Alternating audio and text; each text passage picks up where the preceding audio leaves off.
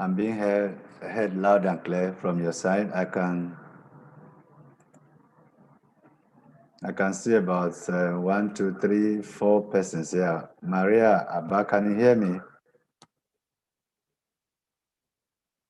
Hello?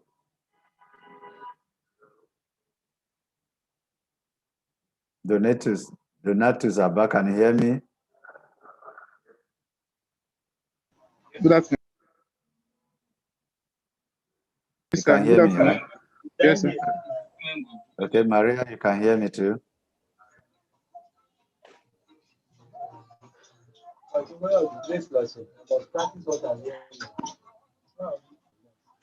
All right. I'm sure probably is having anyone having any challenges over there so that we can hear ourselves, and then we will start immediately. We have sometimes we are behind schedule already.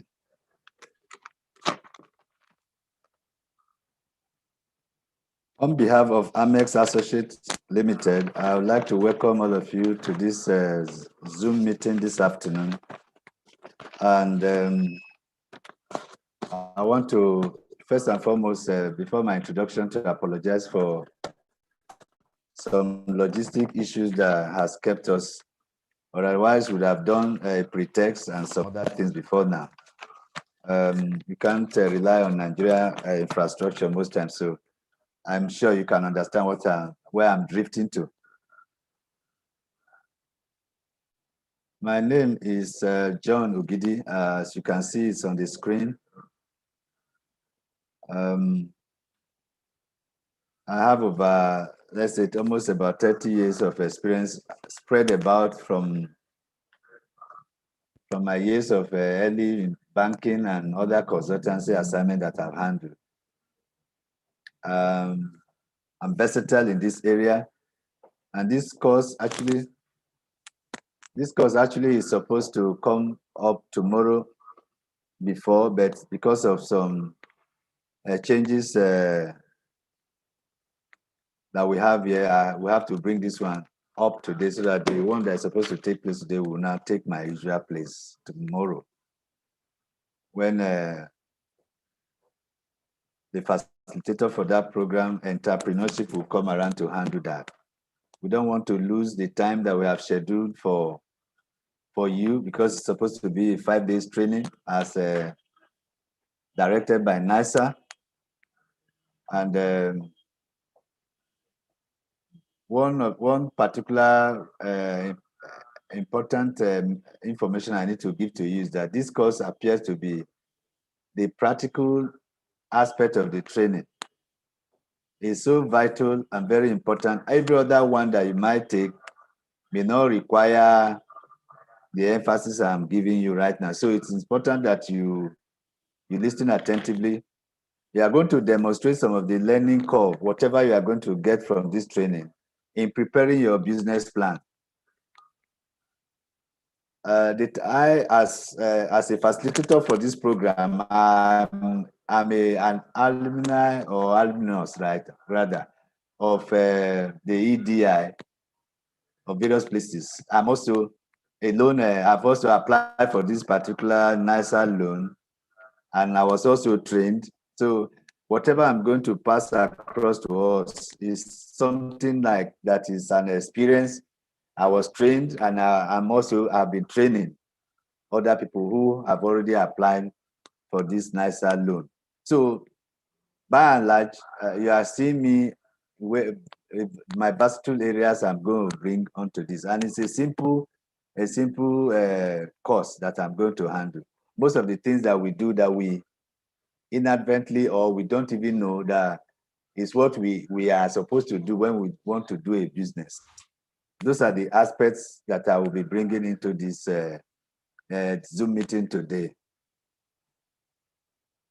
And it's a module that is divided into two. The first aspect is the feasibility study, while the second is the business plan itself. As part of by the time you are done with this training, NISA expects you to upload your business plan into the NISA site, internet site. That is, you go and tell them what all your business is about. So it's important that this training will give you a guide as to what you are expected or what you are supposed to do at the end of the training.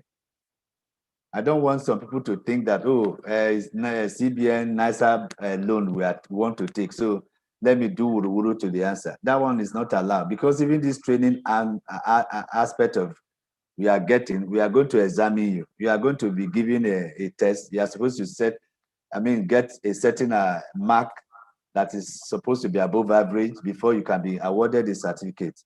If you fail within some of the expectations of this course, you may not get it. So I will employ all of us to be attentive and follow me through. Where you have issues, probably you write something by the note side. We can discuss it. Time permits us. All right.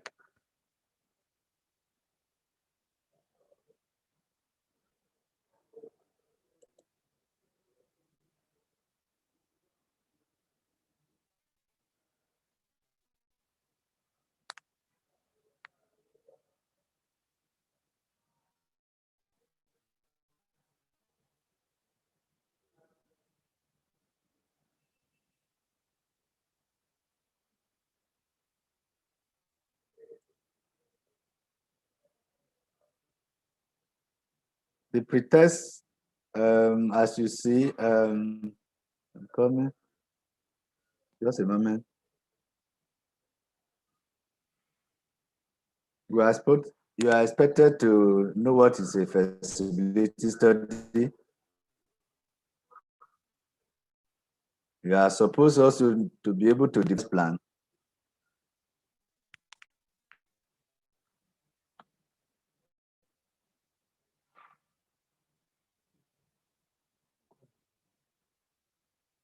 Okay, went outside. It's not going, it's not good. Okay.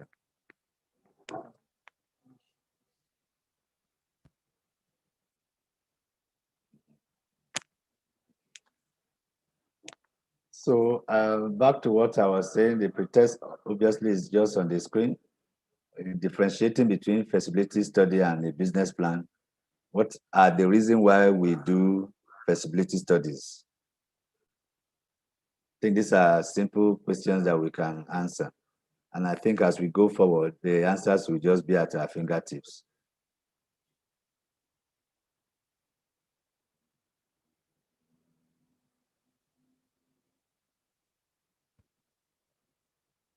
So the outline of the training goes this way. We will do what's a feasibility study and what is a feasible business. The objectives, the importance, and the shortcomings, and how do we go about it, and we'll talk about the components. That the component is the outline, what are you writing in the whole of the feasibility study. But first and foremost, feasibility study is just that you are not going to write anything on it to submit to NISA, but it's very important to know it before you begin to talk about the business plan. The difference between a feasibility study and a business plan is that the feasibility study is your own personal documents and internal consumption. Whereas the business plan, you are telling an outsider, like the NISA bank now, or CBN, or an angel investor, or somebody that you want him to see the ideas you have that you want somebody to buy into. So distinguishing between these two modules, the feasibility study and business plan, is that the feasibility study is your own internal use, internal document, what you wake up in the middle of the night to begin to think about, and how do you want to convince yourself that this thing actually is workable. The reason why we do feasibility study is to get the go-ahead answer. Otherwise, there's no need for you to begin to bother anybody or to bother yourself, whether you need to even do this thing at all. And there are two things. You are going to be talking about money. You are putting money into a business, right? Well, that money, are you just like digging or pouring money into the ocean, and then the ocean will carry the money away? Or that at the end of that investment or what you have done, there's value creation. There's something that will come at the end of that exercise that will say, okay, yes, there's what is worth it why that I should do this business.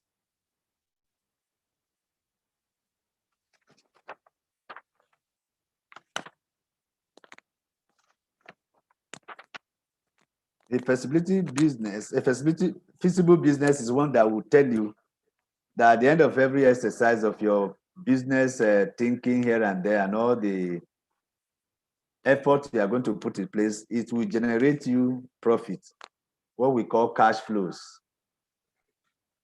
It's something that will be able to withstand the risk because you are entering a business environment and there are so many risks there. Is it that the risk will consume your effort? Will it kill the idea? If at the end of the day, the risks that you are encountering, you are able to pass through them, then that is a worthwhile business. Will the business also remain viable after a while? How many years? Will it be able to meet the goal of yourself or those people that you are inviting to join you? Those are the things that a feasible business is all about. Anytime that you get answers that are positive, that you are going to have a cost of putting business there, and then there's a value ascertained or achieved at the end of the day, then that we can say that business is feasible. So what is feasibility study? It's a paper or a document that examines a proposed solution or a document that evaluates whether something you want to do is achievable, given some conditions, given some constraints, like I mentioned earlier, risk or challenges that you find in the market. It's an assessment of the practicability of an idea, of a proposed business, or whatever, anything. It's not only in this kind of thing that feasibility studies are done. In fact, if you want to even do, for instance, set up some projects in some communities, there are some certain studies you have to do, whether that thing, the idea is feasible or not. So it's not, and it's something that everybody can practice. So it's no brainer to see that NISA is asking you that are the participants of this course to do a feasibility study, divide and put some kind of money values onto it and see whether the thing actually will turn worthwhile. That is it. So it focuses in bringing some answers, whether the idea is good or not, whether you can proceed with the project or not. It will identify potential challenges and then bring also solution to them. With the idea work, should I proceed at all or we should decline? And even by the time you have done this assessment yourself, whether you need to bother NISA or not, that answer will also come to you. I gave this scenario earlier on.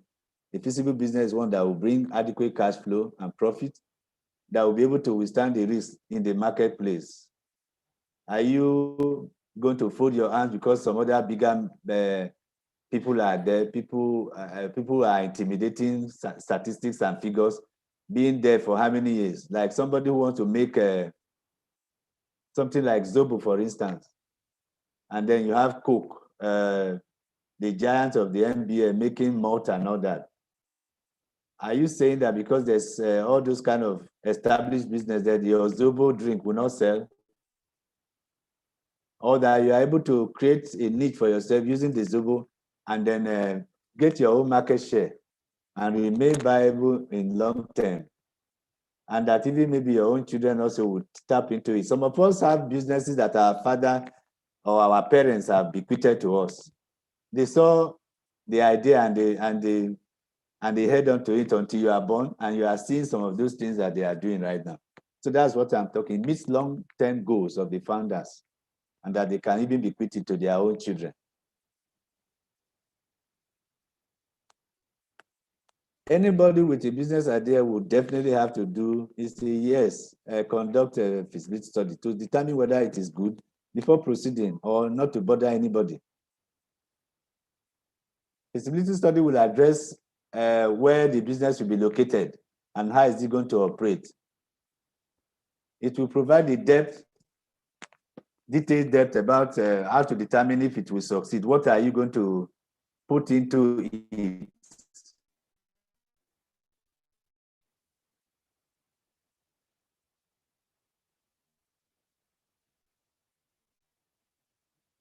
As we go further to talk, this is a tool. The feasibility study will become a tool, very handy for you in developing your business plan, how to write about it, because they have essential characteristics, similar characteristics. So somebody who is very vast in answering some of the questions that the feasibility study demands will be able to, will not have any challenge in writing his business plan.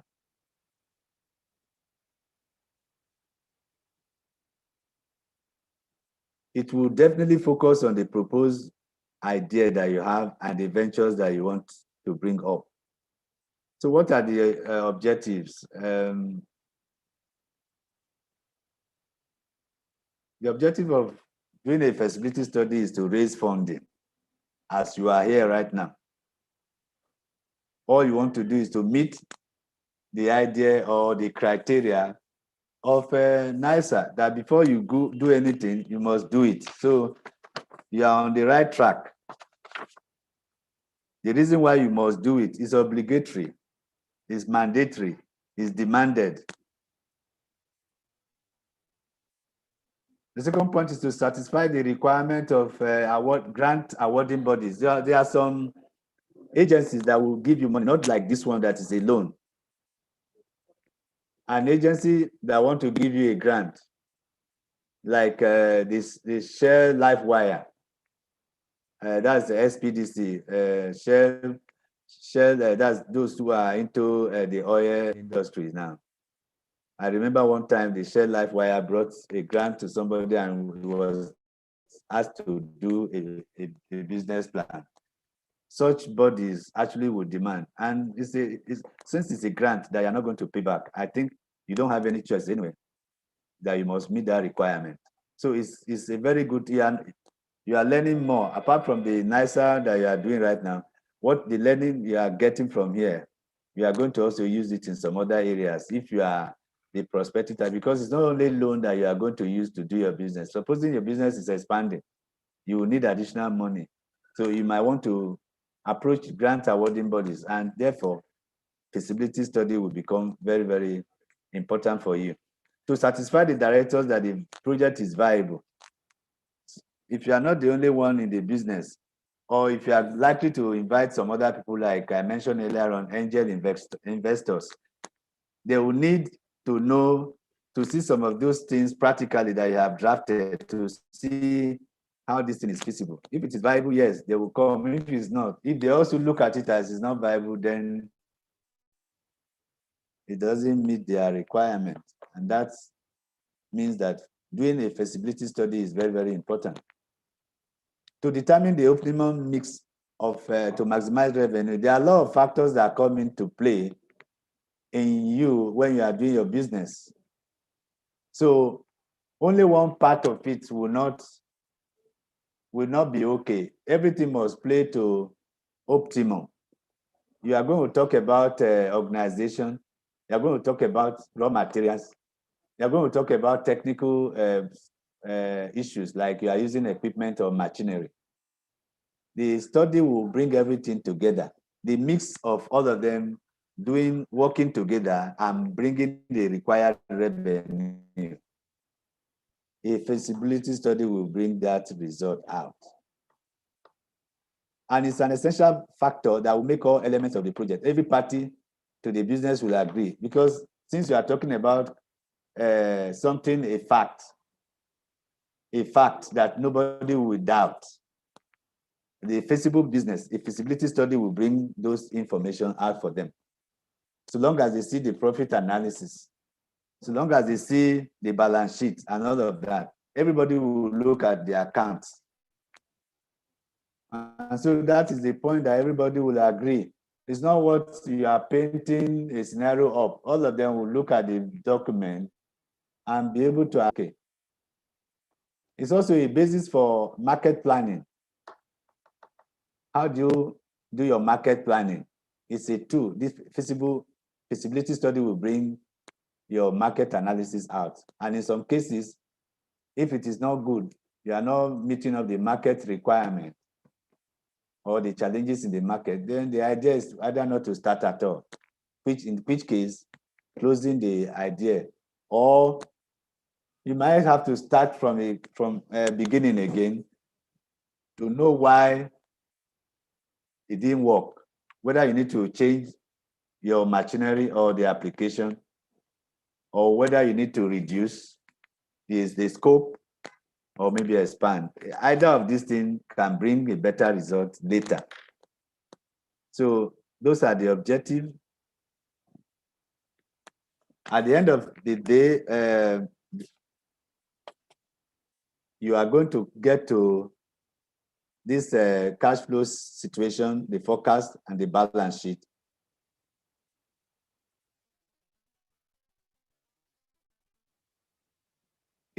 The idea is at the end of the day, whether it is within a certain time, all this balance sheet cash flow will all be determined at a certain time in the life of the project.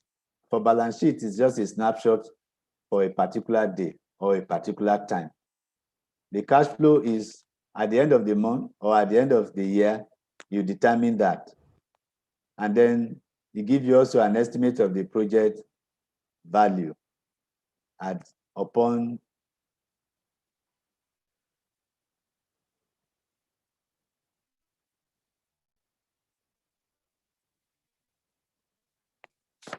let me quickly go to the shortcoming of this person. The shortcomings are mostly dependent on our emotions. You might make an overestimation of your potential in the market, just to make it so beautiful, writing some unbelievable assumptions just to statistics out for somebody to see. You might have made an underestimated competition. And when you do such things, the tendency is that by the time you commence the business, the competition will kill the business. So you need to make a reasonable estimation of the competition out there. Your capacity may not be compatible with the market size, or the capacity of your machinery may not be in tandem with what you are supposed to be producing. So some of these things are issues that must be addressed so that it will not undermine your study. What about your manpower? Whether you have the capacity to manage or you have the capacity of employee. What are their experience? How are they going to team to bring the results of the business? And then your market projections. Where did you get your data from? Are they reliable data? Did you source them from just any side of any part of the internet, or you went to the Bureau of Statistics to get some good statistics so that you can base your forecast on? Or you have overestimated the availability of your raw materials or infrastructure. I just mentioned the challenge we had just before we started this program about NEPA. You may have depended so much, okay, light in my area is so good that has improved. So you did not prepare yourself, or you did not make some estimation of your power to support the business. And then when you don't have that, the business run aground within a certain time of the month, even when you have not even gotten half year, your business have already gone down. The importance, obviously, I have said it, so I will not really waste much time. It's very important. If it's not important, NISA will not ask you to actually learn this thing. In developing your business plan, it's a vital tool. It gives you the strategy, the market strategies that you need to do to put ahead, and that will use to convince NISA, for instance, to give you the loan. We all know that the loan is not going to depend on any collateral. They are not asking for collateral.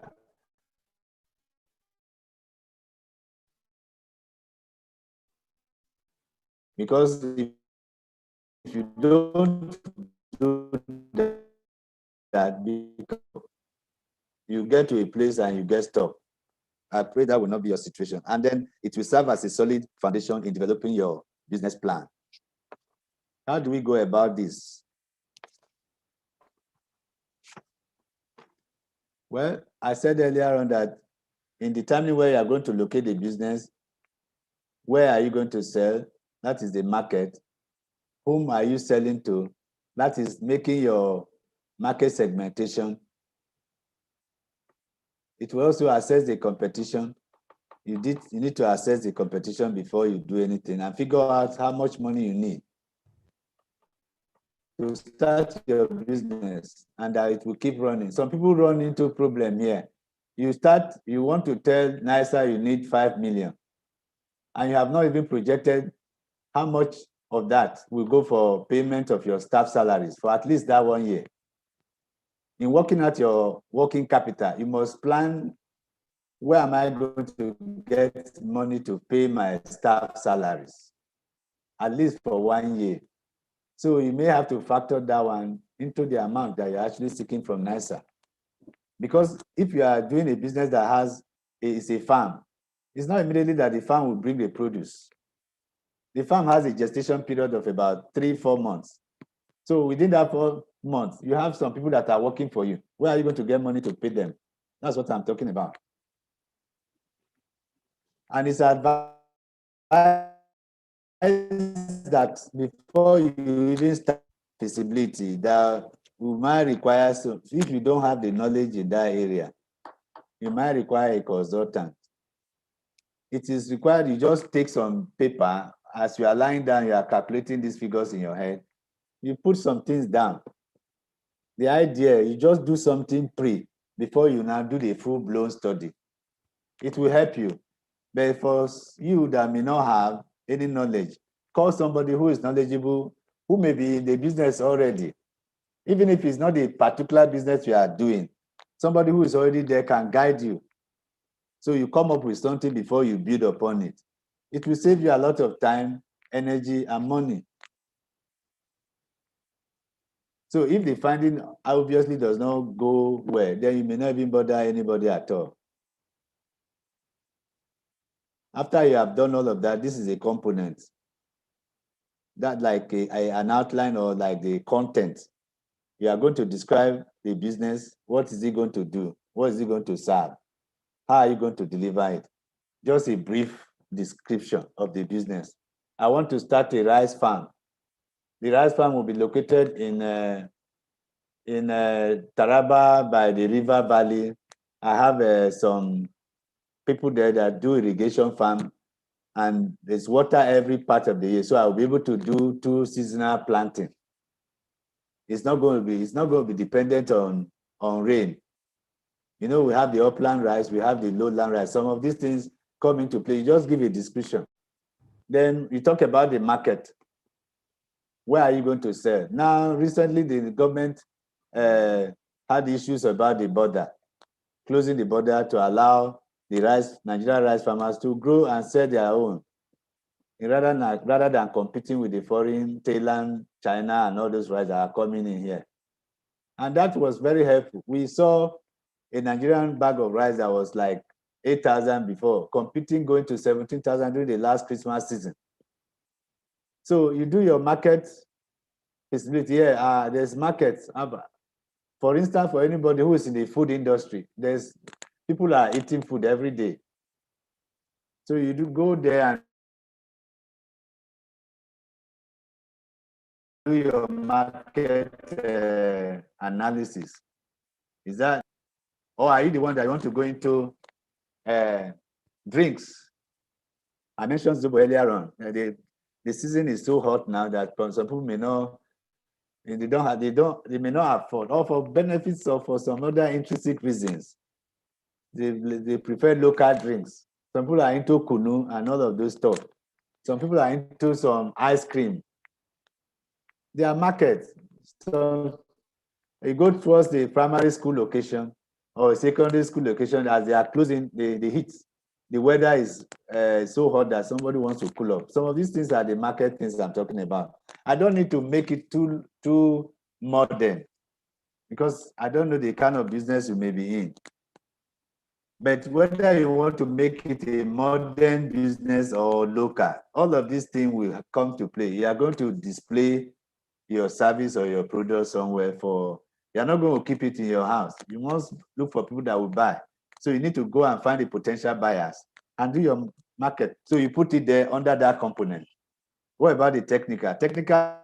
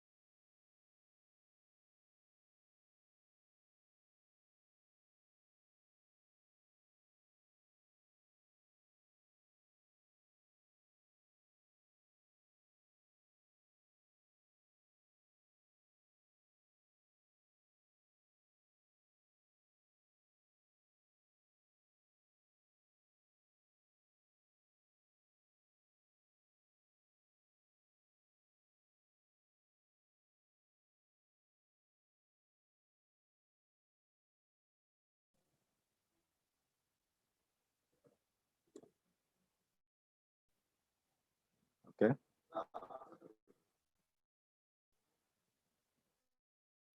All right.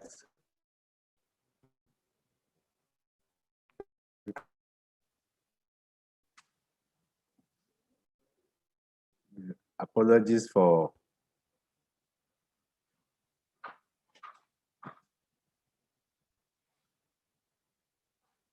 hello, can you hear me?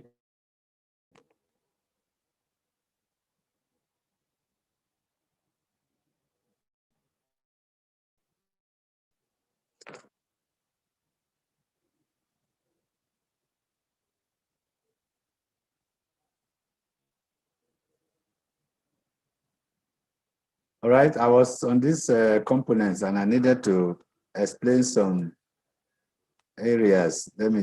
I was talking about technical before now. The financial feasibility, I would like to advise that for those of you who might be using machinery or equipment, that is ideally that your loan request or the amount you are seeking should be in a ratio of 70-30. 70 for the cost of the machinery.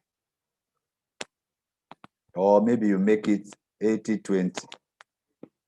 And that by that, what I mean is that you are trying to impress the nicer, based on my experience. So we are training you, we need to give you some advice that you have to, because if you are bringing in an application that essentially will put all the money in your hand, it may not meet the light of the day in the body language that we have seen about NISA.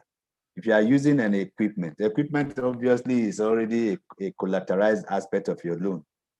And because they have all the vendors, they might want to help you in that area. So many of those who have this kind of idea, they don't have issues with the approval of their loan. So just take note of that. In financial feasibility, you need to look at how much of the money that you are bringing in that is required to start off your business. Either a business you are starting up or you want to expand. The sources of the capital and how the return will be like. What is the profit? What is the rate ROI percent? All of these things will come in. The organization will tell you, are you actually into a Lego business? What are your organizational abilities? The people the employee you are bringing on board, what are their experiences and expertise? Are they going to team very well to be able to achieve what you are planning? For instance, somebody who wants to maybe start a business, a barbering salon, maybe you need about how much money? And you are not a barber. You are going to bring somebody who is a professional barber to do that. You know that after some time, the man might begin to play pranks on you because you are using essentially his expertise. But you only build a place, open a very lavish salon, but you don't know how to use the clipper or have a very good contractual arrangement with the person you are bringing in. That talks about organization. And then, of course, you bring the conclusion how you are going to succeed. You know.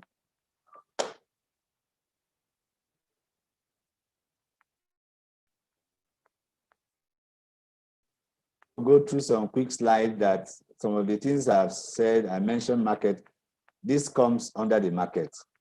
The target population, you are segmenting the market. Like for instance, target population, you are targeting probably some secondary school around your area. You are going to be supplying them meat pie. What are the gender? You want to segment it. Probably you want to go down again to some people that you are segmenting the market to. What is the strategy you are bringing?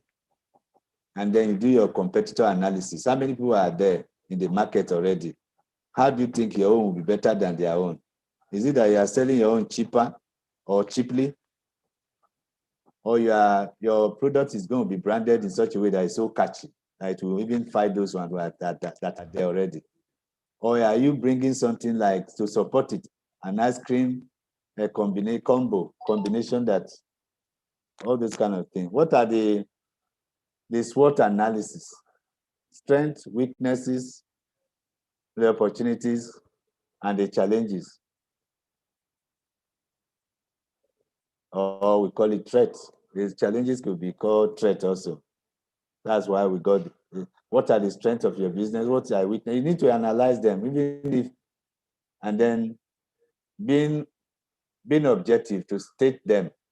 You may not have the vehicle, you may not have a cooler to cool your something, all those things may be stated, but you have some other ways in which you are going to manage those challenges and those threats.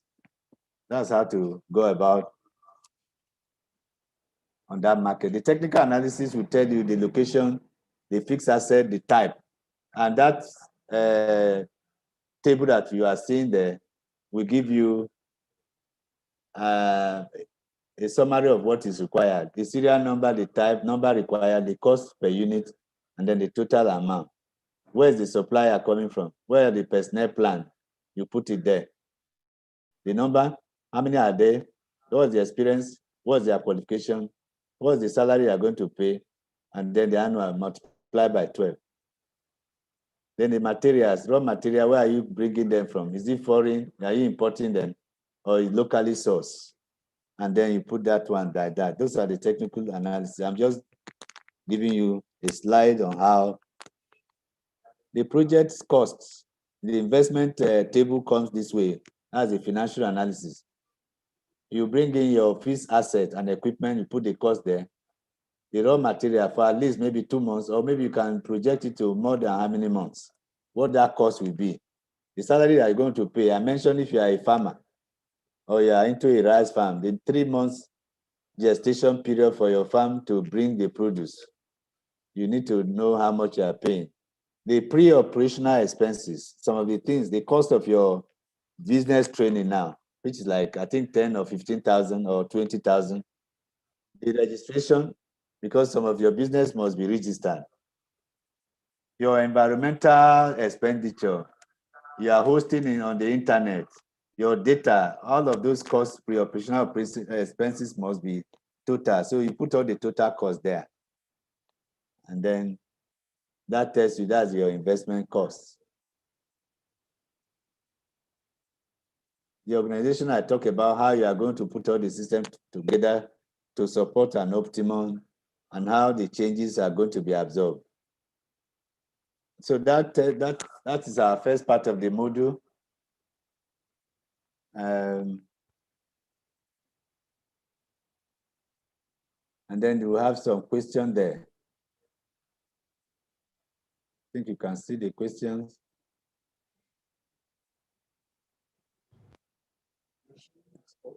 I think it keeps showing me. Is it the data that is the network? I was on almost like I'm looking at time to look at it.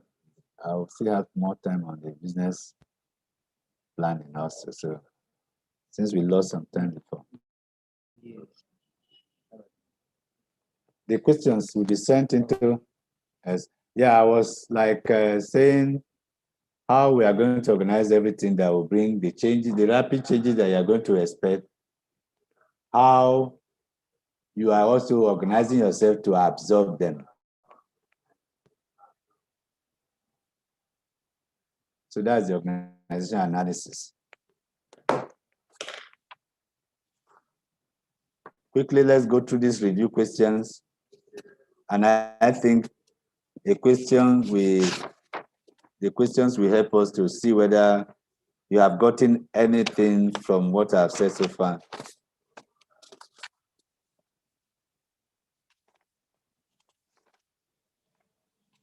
Should every business have a feasibility plan? We actually said yes. And then we'll talk about the importance and the relevance of it. And which aspect of the feasibility plan can you do? Can you prepare?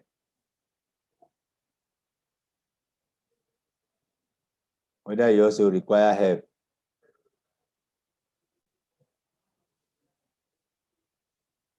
I want us to quickly have some small break before we go to the main business of the business plan, which is the next. I'll just give us about 3 minutes. If you want to maybe take a stroll, please quickly do before we go into the next segment. Thank you very much.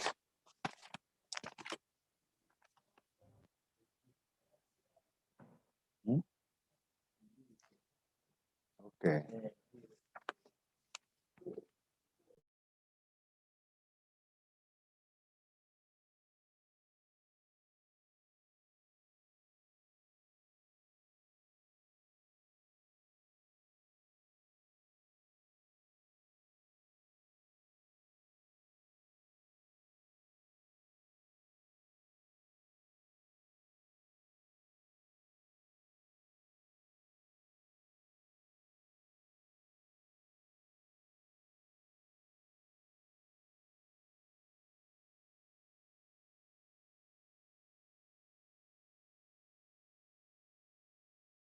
Right. So the review questions: should every business have a feasibility plan? What is the relevance or the essence of the plan? And from this lesson, which aspect of the components or which aspect of the feasibility study as a whole can you do? And whether you will require any kind of help.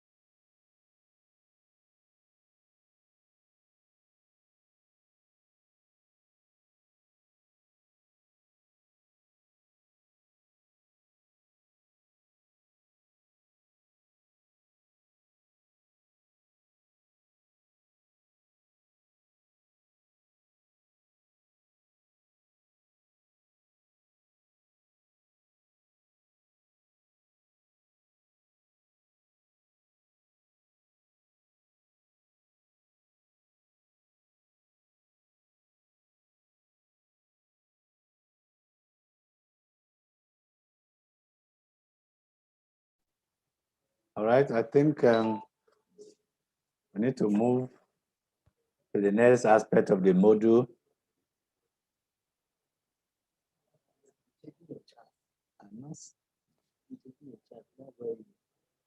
Whether they are there. I think they haven't. Okay.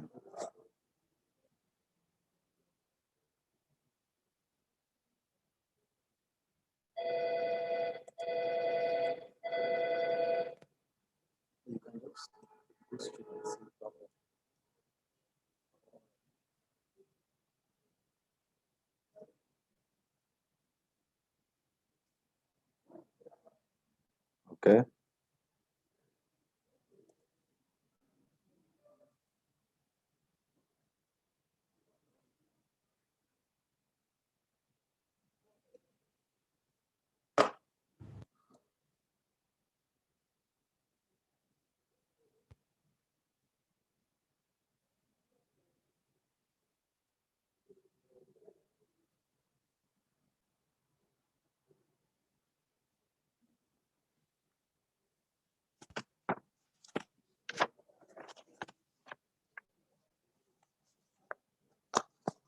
The second module, the second aspect of this module is the business plan.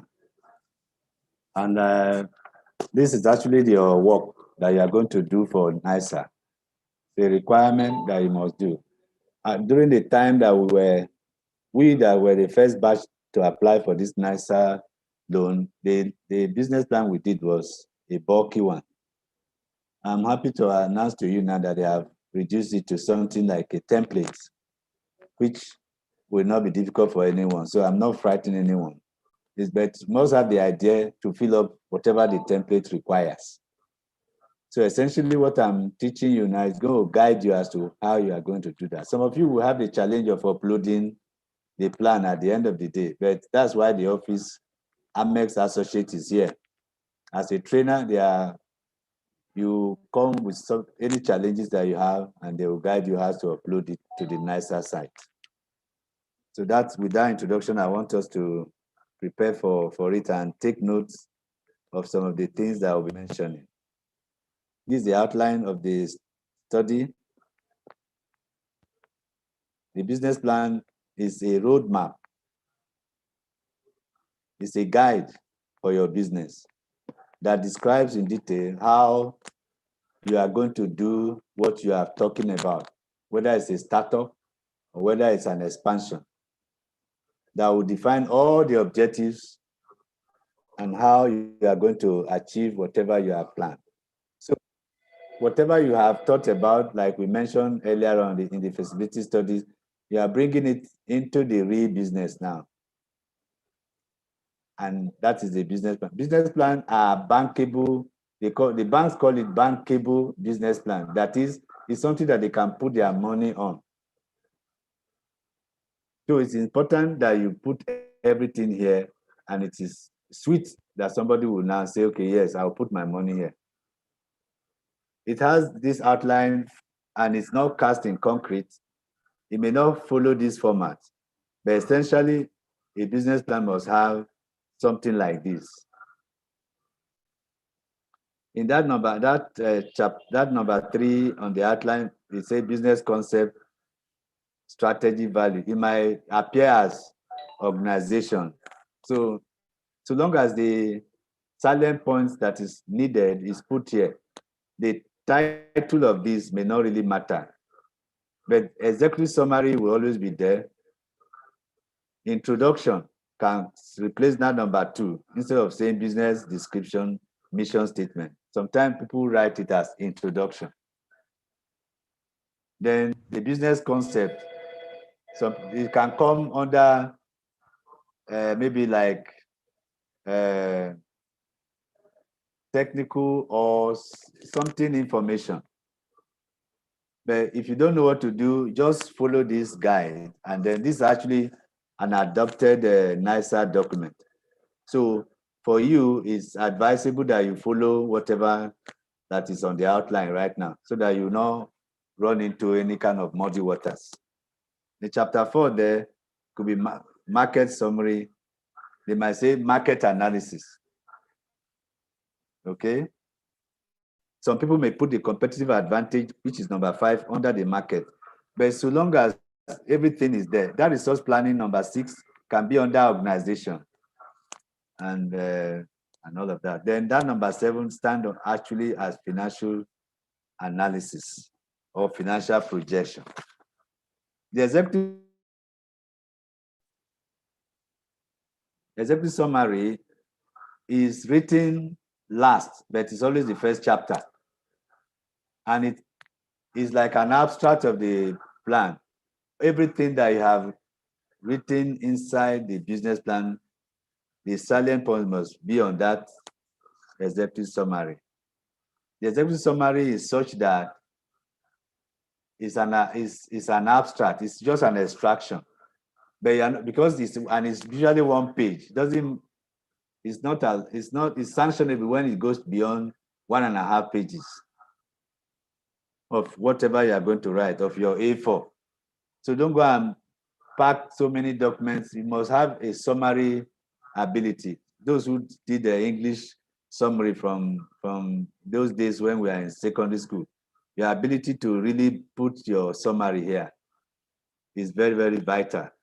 So it's advisable that you come to write it last, because some of the points that you are going to put in the appendix or you are going to put in the financial projection will have to find its way here. Since you will not have done that, you wait until when you have reached the end of your business plan before you write the summary. All right? And writing it, one thing I need to mention is that you must have some kind of elevator pitch. So those who make presentation, you must be able to have an input, something that is very, very penetrating into the minds of the people that are going to read. Sometimes all the things you are going to talk about, that the nicer people that will read your loan application, this is where they might stop. It's when they see what you have, and it's maybe confusing that they might want to check inside the business plan itself. So be very sure of the figures that you are going to put into the summary. The business description and the mission statement, like an introduction, you are telling them, just like you had in the feasibility study, you are stating your long-term mission. What is your vision? How are you going to achieve them? How are you going to make it possible? How are you going to direct the growth of your company? You have to tell them, I have this mission. My father gave me this, or I took it from my father, or I have an inspiration. So one way or the other, this is where all of those things will come in. Try to use some wordings that will really convince. This is your own area that you need to build yourself and describe the business very well. The strategy will come in such a way that, like as you are saying, the efficiency, the quality, the speed. You are bringing some propositions. Yes, you have a vision, and then you must make the strategies that you accomplish it, right? You have a vision, you have a mission. You must have a value proposition, how you are going to attain them. Summarizing like your key technology, or are you are going to be depending on something like internet, or you are developing an app. All of those things, the concept upon which the business will succeed, upon which the business is based.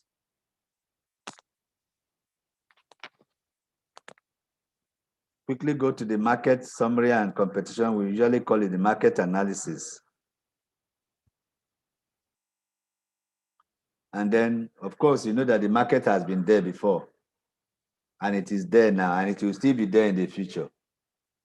So it's essential that you go to take some historical details or historical data upon which you are now going to build your own statistics, how you are going to work in the present and then be able to also foster that business into the future. What has been the changes that have taken place in the market share? So many people are coming to the market, particular market or the product or service you are bringing in. You are not the only one. Find out who is the leader in that business. For those who are into drinks or something like soft drinks, you always know about Coca-Cola. Okay?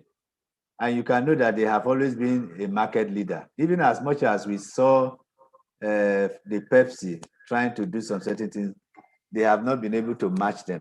If you go to anywhere in the world, Coca-Cola is Coca-Cola. So, yeah, the leadership, the players, those who are making up before you are also coming in.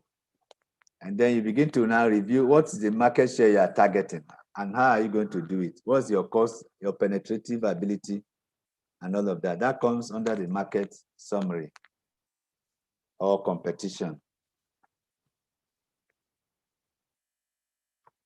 The competition advantage, I usually advise people here that before you actually take a step, like you are seeing on the screen, you see some soldiers carrying some weapons. and advancing to meet an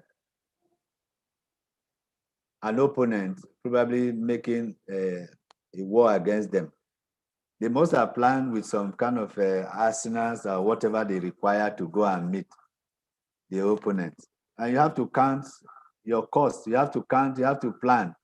Otherwise, you walk into Sambisa Forest, for instance, and you don't know that you have been ambushed by the Boko Haram elements that we have there. Before you know it, that's why we are having casualties in the Nigerian armed forces there. So strategy and planning comes in here. You can't just walk into the market and say, I brought a product. You may not, even the government might not even allow you.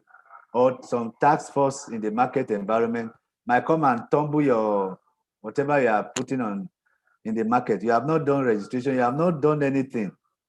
So these are part of the things that you need to analyze in your competitive advantages and your power, your capacities that you have that you are using to bring your product or service into the marketplace. The Bible even warns us that who is going to war without counting and planning the number of people over there. You just go and then you are consumed. No, you are to be for one to know what is in the marketplace before you put your product or service there. Brings me to the SWOT analysis. You must extensively analyze your strength. Your product, yes, you must tell the nicer people the strength of that product, the strength of that service.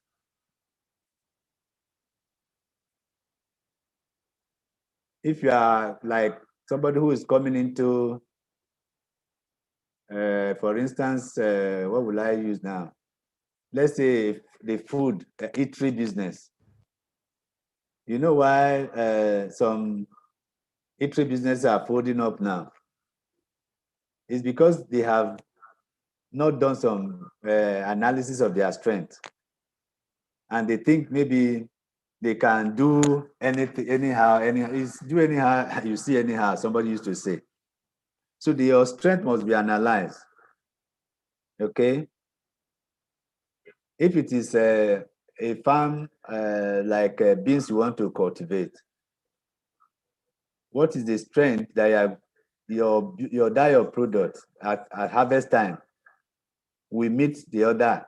There are some species of beans that even before they are harvested, they become kind of infested by some things. So you might say that I have a high quality seedling that I'm planting, and I'm sure your product, when it comes, when you have harvested them, will really display that beauty. You go to the market sometimes, people prefer to buy a brand or buy something because it has some quality that is being displayed that is attractive. So you come with all of those beauty, emphasize it very well, raise yourself high that you have this kind of thing and that is going to sell. The opportunity could be that they have closed the borders. Like we talk about the rice farmers, and that everywhere in Nigeria now rice farming is booming. Opportunity comes when something happens. So you analyze the opportunity there. And then the same way also the threats or the challenges that are there, the foreign partners or government stand, government policy somersaults.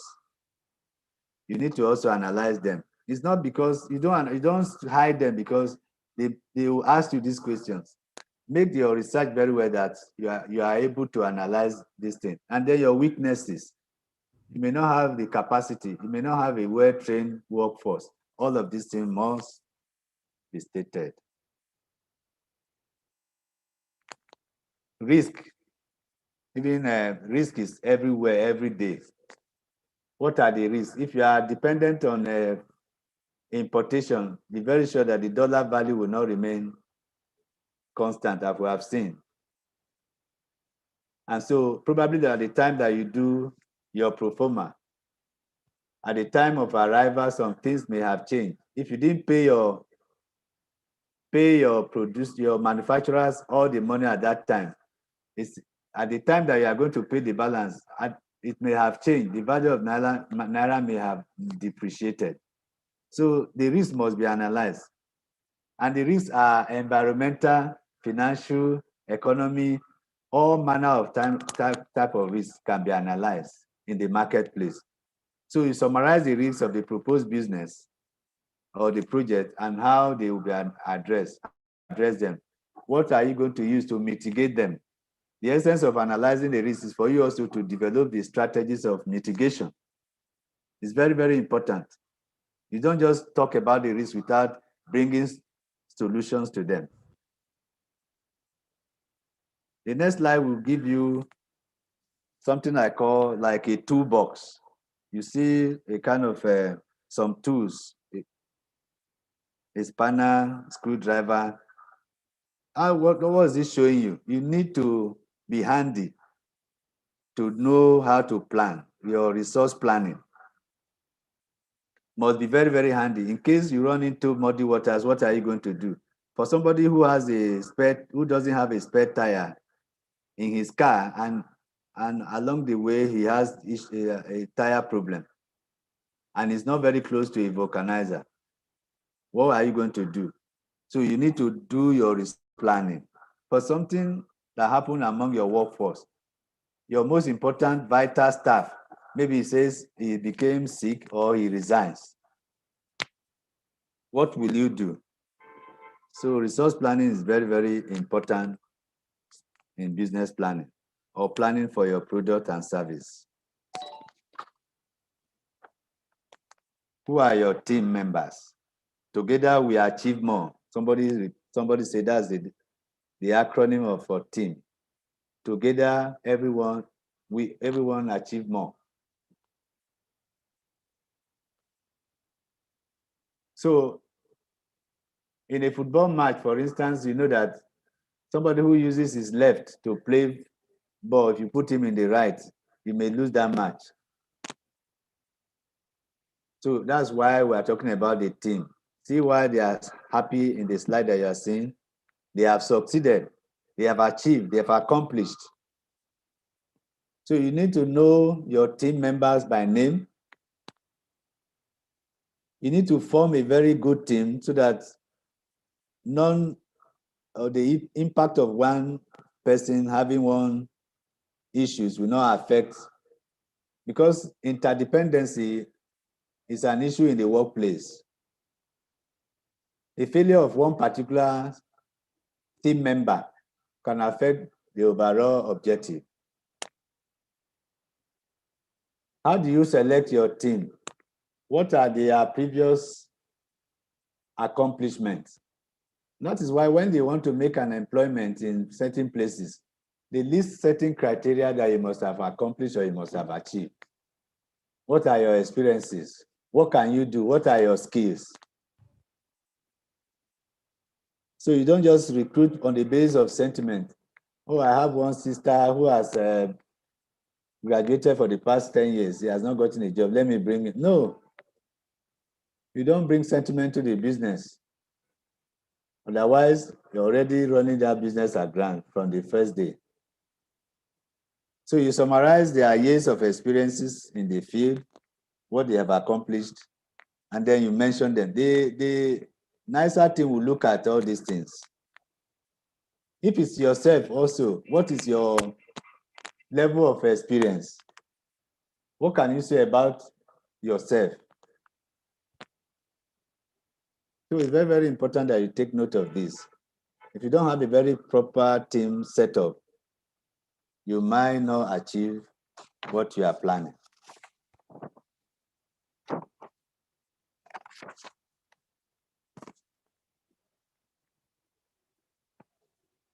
The financial projection usually comes last. Everything that I've mentioned before, the financial projection has a cost element attached to it.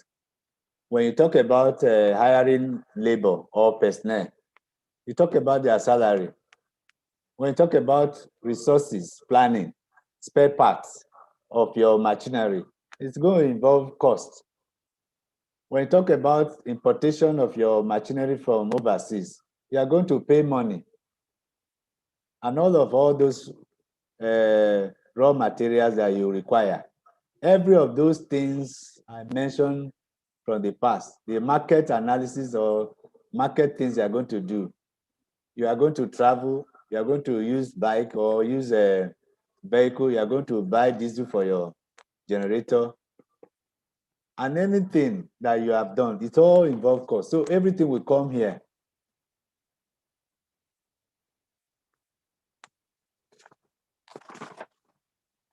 And it's important that you take note of it very well, because without that, you will not be able to make any projection. I mentioned before in the feasibility studies that there are two elements there. It's a cost and a value ascertainment. The cost that you are putting is the investment. The value ascertainment is what is coming out in terms of profits and cash flows. So that is why the financial projection becomes almost towards the last part of the business planning. Why do we do this? I will get to that side when I take the components together. The components of the business plan comes like this. Chapter 1 is the executive summary. Like I said, it's coming last, even though it's the first. You are making an extract of everything that you have written onto the last appendix, onto the last chapter with the appendix. You might likely even draw a table, maybe to reduce what you are going to write. A table will help you in telling them what is your cost, what is the profit, maybe how many years something, first year, second year, third year, or up to 5 years. You can draw a table that can summarize that. The profit after tax and all of these things can come in. And in fact, at the end of the day, somebody opening that executive summary can determine or decide, yeah, if this kind of business will bring 1.5 million in the first year. Why? And it's taking a loan of about, say, 7 million. That is very good. Then they will now maybe scrutinize, how do you come with that 1.5 million? All of those things will come in. And they have not actually gone into the business plan, but they can read it in the executive summary. That's why I tell you now that the executive summary gives you an overview of everything that you are writing, that they need to read, they need to see, they need to hear. For those of us that make presentations in a business presentation to people, using maybe something like a projector, the executive summary is actually what you're actually presenting. The other things are attachments. So you have an elevator pitch, you raise up your voice very well, and something that you can cajole, something that can convince somebody is what you are going to put there. A man of how many years experience in maybe hair braiding or experiences in farm or whatever. Just bring it and tell them convincingly that this is what you want to do. And very, very objective. Then you go to the company description, or you call it introduction, as I mentioned earlier on. My business is registered with the Corporate Affairs Commission, and this is what the object clause of my business is all about. You talk about the description very well, detailed enough. But right now you have a template, so you may not really bother telling so much stories. The marketing plan is what analysis will come under. I mentioned it before. The competitor data collection. How did you get your data? Maybe internet source, maybe the Bureau for Public Enterprises is there, or Bureau of Statistics is there. Some of you that are in Abuja, or some of these offices are veritable places you can get your information. Then you do your competitive analysis. Your marketing strategy is not written here, but it's something you can talk also. That's why I said some of this information, the way it's prepared, you can juggle them.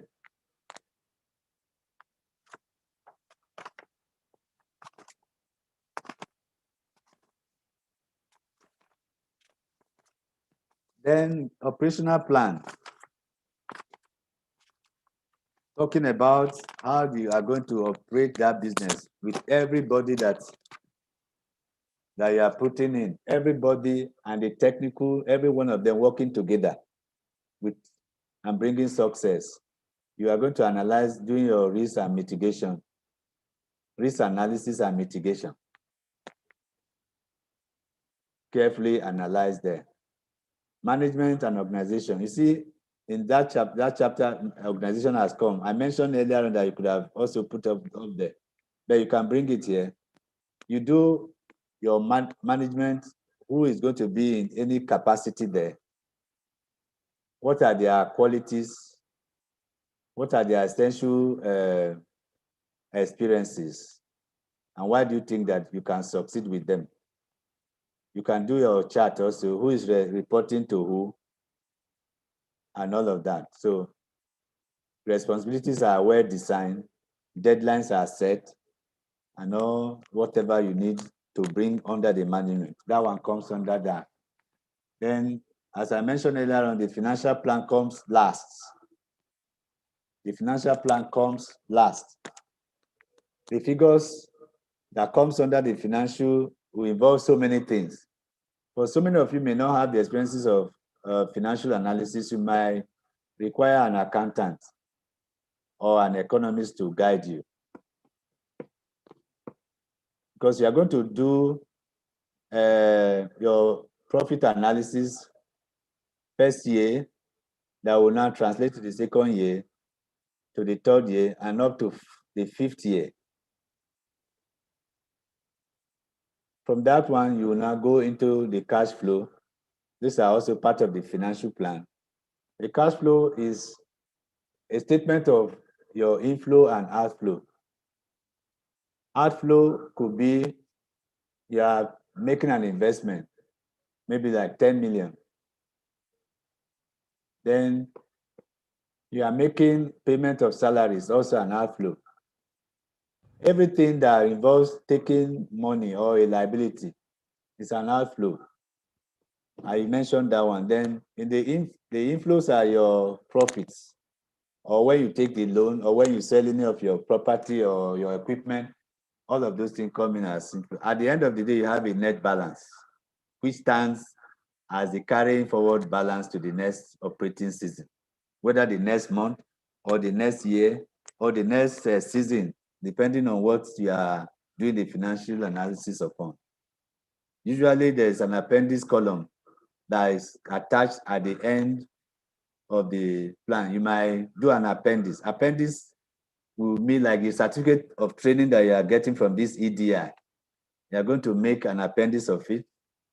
You are going to make an appendix. Probably you are not putting your financials inside the business plan. Maybe the projection, you put them in your appendix. You might likely put your pro forma invoice or the information of those that are your partners. Everything that may not be necessarily inside the plan will find its way in the appendix.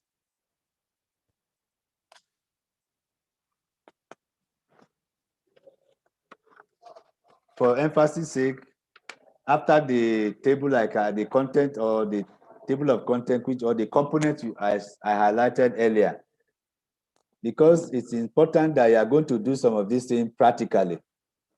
NISA have told us to bring out some salient points. I mentioned the cash flow involves the flow in and flow out. Money that comes in and the money that goes out. So you will be guided through a kind of a table. I'm going to show how it is done. The cash flow forecast is very important because you cannot hide anywhere. They will see the money that you are bringing. They will see how the money is also going out. If you take a loan, how are you going to spend it must be highlighted in the cash flow. There's nothing to be hidden. And bank usually, when they lend money to people, they lend money against cash flow. When you have a very good cash flow analysis done, yes, they will look at it, and that's where they are lending their money to. Because after they visit you, they will ask for some of this information, and they will check it in line with what you are bringing out in the physical. So it's very, very important that you take note of this.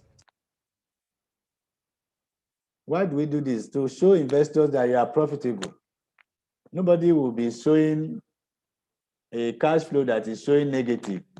And even if it is negative in the early part, for instance, which is a usual, you are not expected that the first year, maybe you are not making profit. Yes, it's not a crime. But it's expected at a time that the business must turn profitable, must turn to profit. If you are doing a business that after the third year, you are still reporting losses, because the forecast will show the negative and the positive. If you keep showing negative up to the third year, it's showing some kind of ominous signs that you are not doing well, or probably you have not done your work, your homework very well. It will also identify areas where the company will need improvement, to identify some potential problems. The purpose of identification is to bring solution also. So when you are reporting, when the cash flow is reporting something not high enough, it might be telling you that probably you have a lot of work in progress materials, or you have a lot of stock unsold. Nobody makes product to go and warehouse them. You take them directly to the market. Otherwise, you are tying your capital. So that's one of the essence of the forecast. The cash flow shows something that they will point some things that is not right.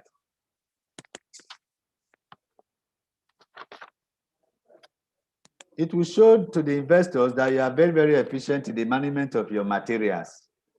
You are really an entrepreneur, the person, the manager of resources. You have done very well. It will show there to the investors, to the angel investors, to somebody like your own brother that you might want to co-opt into the business, or you want to invite a cooperative. They want to see the cash flow and say, okay, this is a very efficient man. Why not? We can join him. That is what the cash flow will forecast. Something that the feasibility study would have done earlier on for you. We are saying that here the cash flow will show it. It will also tell the customers and your suppliers that you are still going to be in business in the next year or some years to come. Because if they withdraw their services from you, you might be into trouble. If you are dependent on Dangote for cement, the Dangote might want to know, if I have to rely on you, let me see what you are showing. What are you reporting?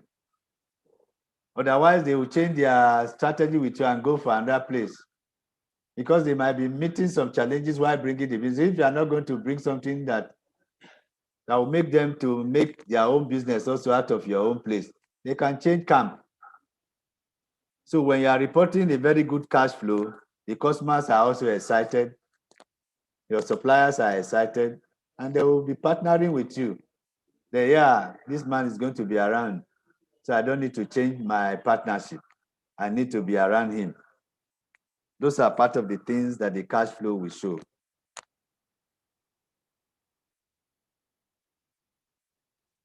There are some assumptions that you must take note of. There's no person that will build forecast, financial forecast or financial projection without making some assumptions. And the assumptions must be very, very objective. They are not emotional assumptions, or they're not going to be subjective in all of them. You must be very, very objective in them. They must be very, very logical. If you are buying or you are manufacturing or you are producing how many units of something, how do you come about the amount that you are going to make? So you are going to fix some prices that are going to be logical and realistic. Otherwise, to get your total sales in, because you are making a plan, if you don't have an amount that has been assumed, you cannot come up with a sale figure. So, or if you put your total sales and then now divide it by the number of products you have sold, and the price there is not in agreement with what you have assumed, then you have done a very woeful job. So your projection will be tied to some realistic and valid logical assumption that you would have done even in the early part of the financial projections. Every business plan must have some basic assumptions that are logical. That's the first point. And it must also be consistent. You will not come to one particular place, the figures are showing different things. It must be consistent throughout the business plan. Not that you change. If you have changed it in one place, you must go back and update whatever you have changed. And when you have changed that, whatever figure that it is throwing at the other end must be also changed also, or reflect whatever you have changed. The projection needs to be consistent with the assumptions all through. And then must be very, very thorough on all your projected costs. We emphasize that there's no standard format. You can do whatever you are. Let it be what you develop, but let it be almost like a standard. Try to make something that you beat your chest with it. It's not a cast in concrete thing. You can, they are amenable. Those who are coming to check you are experienced people. They know how to fish out some things that are not expected of you. Then I will go through some quick definitions. These are things that you know already. You know what is an income, because some of these names come up you cannot change them. Income are money that come into the business, either by profit or like the loan you are going to take. Anything that you are introducing into the business is an income. If you sell your generator midway into the year of your business, you say you want to buy a lower one, and you sold your big generator. The difference between the one that you are going to buy and the remnant is an income. If you don't know, like, it got to a point of an obsolete equipment that you no longer use, you sell it to somebody who wants to buy as scrap. It's an income that you have made. And why are we emphasizing on the name income? Because it's going to be stated in the business. How it came about must be stated. If it's a loan, it must come as loan.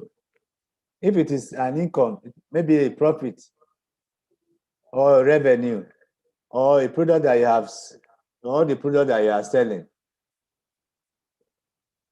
If it's from the sale of fixed assets or obsolete asset, it must also be stated. So there's no hiding. So that is that for the income. And then the outflow, we talk about the expenditure. Any money that is spent, like salaries, wages, purchase of items, purchase of raw materials, or when you are stocking your products or stocking your materials that you want to use in making your products. Every purchase item, all of those things are the expenditure. Purchase of your fixed asset, renovation, anything that involves an outflow is an expenditure.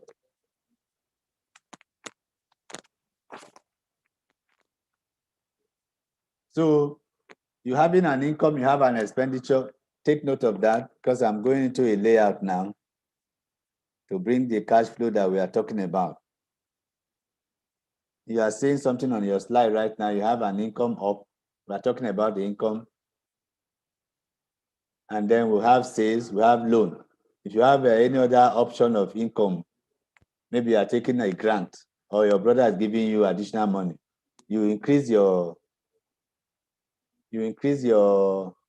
that table and put in more rows or column, as the case may be. On the column side, you have January. And before you get to January, you have days. The days, from days, you get weeks. And from the weeks, you go to months. From months, you go to years. So this will give you a guide as to how you are going to compute your figure that you are putting into each of these columns and rows. If you total it, you get the total income, and then you put it there. The next slide will tell us something more about the heading. These are definition or explanations that have been made. This is the income heading. Money that you gain through the sale of goods or services is called sales, or sometimes some books call it revenue. Loan is the money you have received from NISA, for instance, which will require a repayment, which we will pay back. The total added together is the total flow. We call it total income, total inflow into the business. This is the first section of the cash flow now that we are building. The loan, normally you know that the loan will come with an interest. And for this NISA loan, the maximum loan I think is 9%. All the total inclusion is 9%. The second section will quickly take us to the expenditure that involves your purchases, wages, every other thing that you do, traveling, expenses, and all that will come here. And as usual, it is also will be total to have at the end. You know, we have talked about the first part as income, the second part as expenditure. We are going somewhere. Look at it now. For an instance is given to you, maybe you have a sales of 600, your loan is 1,000 naira. The total gives you 1,006. You made some purchases of 800. You pay your wages of about 400. The total becomes 1,002. All right, that's for January. The same happened in February now, but you notice that in the loan side, there's no loan in February. That becomes 0. Then you have a sale of 1,000. Total is 1,000. Purchases was 500. Wages was the same wages. You have not changed your wages. You have 900. You notice that there's a reduction in both sides. But when you now begin to compute them to make a transition from one month to another, it will give you an element of a balance when you net off income and expenditure. I'll get to that later, but let me just show you that when the whole calculation is made, we'll talk about an opening balance, then we'll talk about a closing balance. But how is that determined? When the opening balance come in at the beginning, there are some certain things that's added during the month, like your sales and your profit or revenue, which is added, and then your payments and expenditure is also taken away from it. Then there's a closing balance, which is the opening balance added total minus you remove. Let me take it to the next. That's what I'm saying. You have a total income of about 1,006. You have a total expenditure of 1,002. So your outflow becomes 400. When you add the 400 plus your opening balance, you have a closing balance. And the closing balance is what you are taking as the opening balance in February. So these are simple things that you need to know.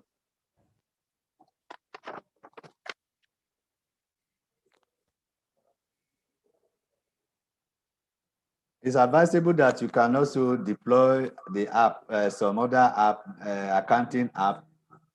But I would, one app that is available for all of us to use is the Excel. If you put this in Excel helps you with the formulas. If you know it very well, as you are putting these figures there, the Excel is bringing, because it has a formula in it. You don't need to go and be doing subtraction, addition all the time.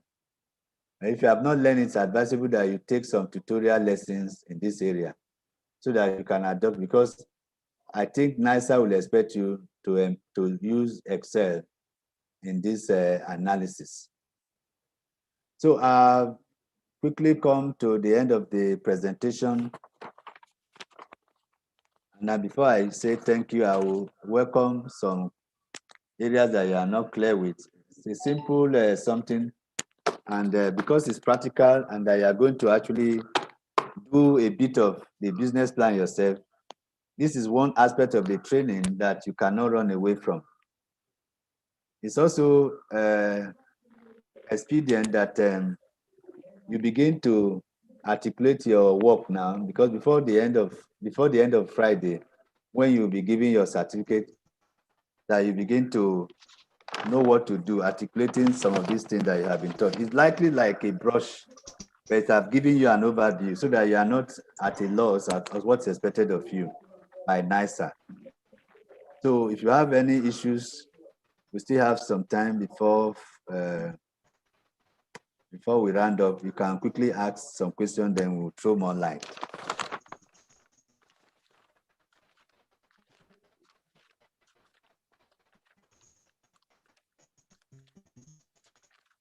Presentation is tailored to a guide adapted from the NISA. We are not supposed to make it so detailed in such a way that you get confused. That's why, otherwise, I didn't mention balance sheet. Most of the startup businesses that we are talking about here may not require all those detailed balance sheets or some of those things that we do, statement of cash flow, statement of all of those things that's done in accounting. But you do your profits analysis, you do your cash flow. That could serve you. May not necessarily go to much detailed aspect of balance sheet. These things all fall under the financial analysis. So quickly, let me welcome your questions, your doubts, your areas that you have some issues. And if it's clear enough, let us also know. Because you have all been added into the WhatsApp platform batch, Amex batch 3A. They will send you some questions that you need to respond to, and you need to make some good scores. This course will be used as a basis of assessment of your assimilation and understanding. And sometimes when the NISA team visits the trainings, they will check some of these things and rate the training institute whether they are living up to expectation and all of that. So you have questions, quickly bring them up and let us share our understanding. Or maybe I'll ask somebody among the class to tell us or answer you. And if there's none, let me also know. So, good afternoon. Yes, Maria, I'm here. I'm seeing you. Maria Abba. Go ahead with your question. Question: are we answering them now, or when are we supposed to answer? No, they will send a question to the WhatsApp where you belong. You are in the WhatsApp group. You only make responses and make your answers to it also. Then the facilitators here in the office will assess it and they will score you, and you will also know. Okay, so there's a little break. So you said that they'll send the question to the WhatsApp group, and then. Yes, that will be later. Okay, After here, yes. The essence is that whatever you have as information from here will aid you in answering that. It's not going to be difficult anyway, just to know that you participated, you were in the class on the Zoom program, and that those things are used as records for your work here in the office. Then I think there's also an expectation that maybe you were attentive enough. Some of those things I may not have to let it out right now. Okay.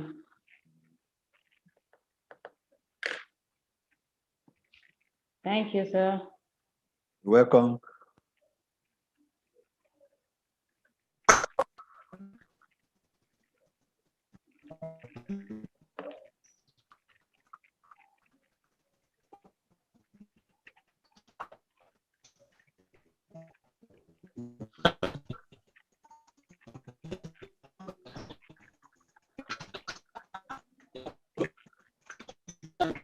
The entrepreneurship course will come up tomorrow. As the time I started this program, my program ought to have been on Tuesday before, and so you are not losing anything.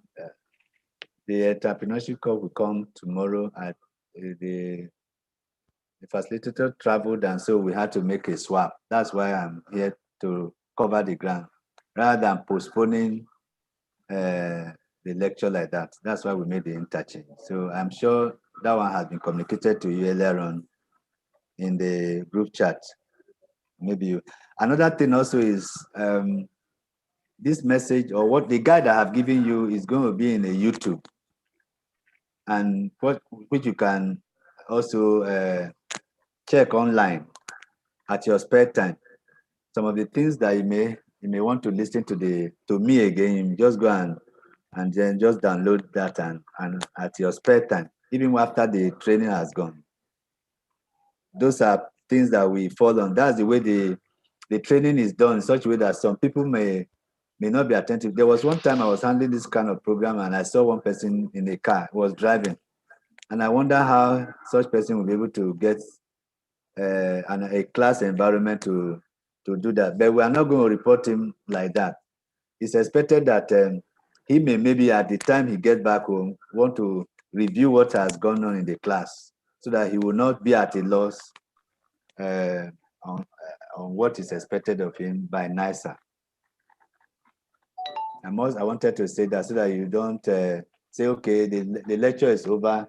It was a Zoom session and I missed out some things. You can still go back and check the YouTube and get some of those things that we discussed, right from the feasibility studies to the business plan. In absence of any other questions, I want to believe that it's a simple class and that you all enjoyed me. And I look forward to meeting you one-on-one because this is not the only place I handle some of these things. I do some other things around. We might meet somewhere. I want to thank you for your rapt attention. I'm believing in Amex Associates, and I want to tell you that you get value for your money. Thank you very much and have a blessed day. Be on time tomorrow for the second module. Thank you very much. Bye-bye.